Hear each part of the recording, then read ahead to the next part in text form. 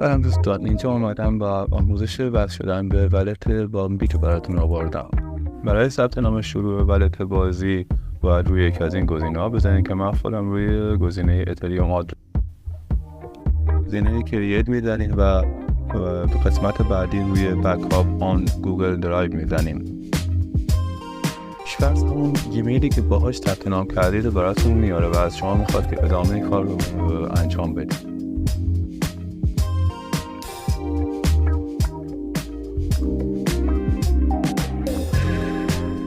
و به جیمیل اجازه بدید که ولت رو باش ثبت نام کنید. ولت شما ثبت نام شد و الان داخل بازی ولت شما ثبت نام شده است.